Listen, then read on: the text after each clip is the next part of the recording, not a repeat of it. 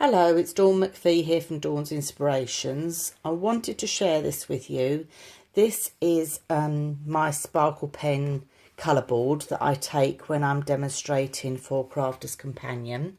And these are all the Spectrum Noir sparkle pen colours, all on a board. I put this together so when I'm demonstrating it's easy for people to see what the colours come out. Now on this board, all these are being coloured directly onto MDF discs. So this shows another way of actually using your sparkle pens because they colour so beautifully directly onto MDF. So that is my colour board showing all the beautiful colours there. But I've also put together a little technique book that I take when I'm demonstrating. So as you can see, there's quite a few techniques in here. Being a watercolour product, there's so much you can do with these Spectrum Noir sparkle pens. So I'm always adding to this book because there's always new ideas coming out when you're playing with these products. But let me flip through a few of them with you. So if I just try and stand this up there, and hopefully you can see the sparkle coming through. So this is the gradual colour technique. Okay, this is really easy to do, and this is just dragging the colour down with a large water brush. And you can see that sparkle there, it's just fantastic. So that's the graduated colour.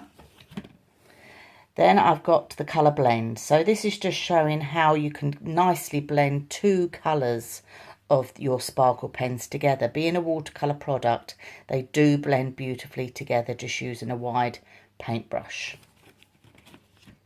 This is the faux bleach technique, one we all love with watercolour products. So, and you can do this with your sparkle pens as well. And I just use splattered on water for mine. I don't actually use bleach at all. This is the background technique. This can be done in two ways. You can either wet your cards and then put droplets of your sparkle pens on there and then spritz with water so they all mingle.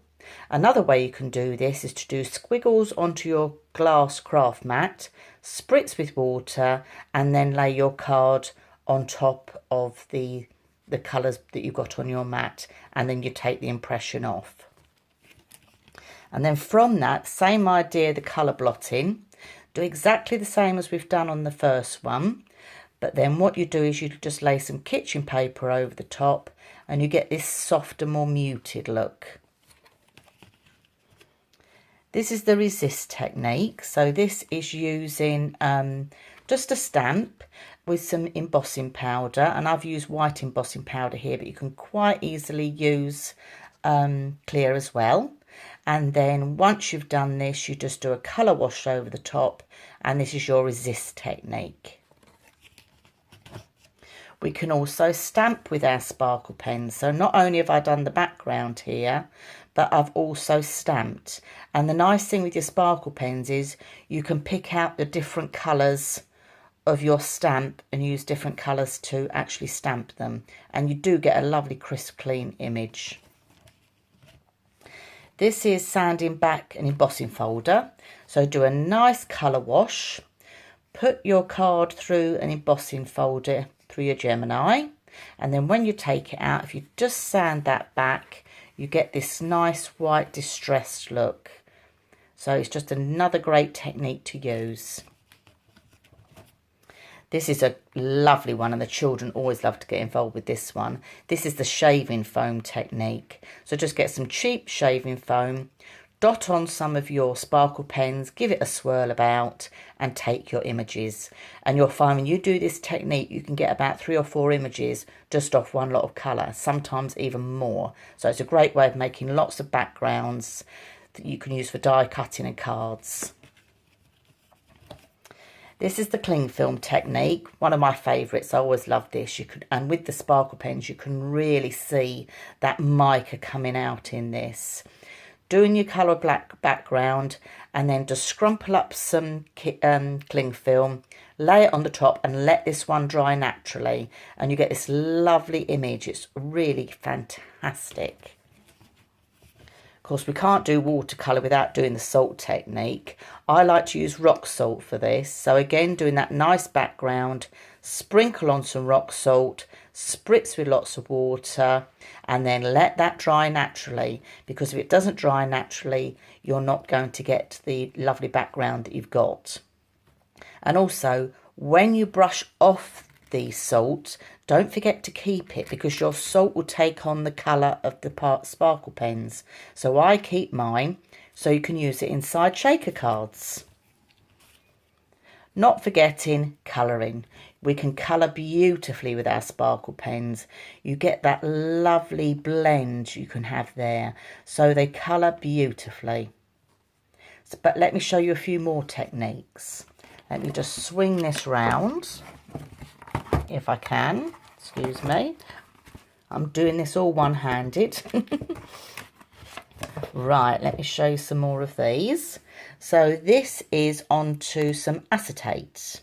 So this is mixing your sparkle pens with some of the Collall tacky glue and then painting on the back of a stamped image onto acetate. So that's really easy to do. I've stamped the image with some stays on. Let that dry, and then once you've mixed your sparkle pen with some Collall glue on your glass mat, you can then paint that on. Now also, thinking of our colouring, there's several ways you can colour with your sparkle pens. This is the dry on dry and adding wet technique. So I've just embossed an image here, and then I've added my dry sparkle pens onto dry cards, and then taken a wet paintbrush to drag the colour out. Another way to colour with your sparkle pens is your dry on dry. So again, this is just an embossed image, and then taking two of the colours and putting them dry onto the dry cardstock, so you get that lovely colour blend. Another way to colour with your sparkle pens is wet on dry. So this is again the embossed flower image, and then if you wet the inside of each petal with some plain water, and then just add a little bit dabs of dry sparkle pens, the colours then blend out. Now this is your wet on wet technique, and for your wet on wet technique, again embossed flowered image, wet your petal down, and then pick up some of your wet sparkle pen on a paintbrush and just dab it on, and the colours just bleed in. It gives a really lovely watercolour effect, but it just shows all the different ways that you can colour with your sparkle pens. We can colour acrylic paint with our sparkle pens. So here I've just mixed a bit of sparkle pen with acrylic paint and put through a stencil. We can colour texture paste with our sparkle pens. Again, just mixing some with some texture paste and putting through a stencil there.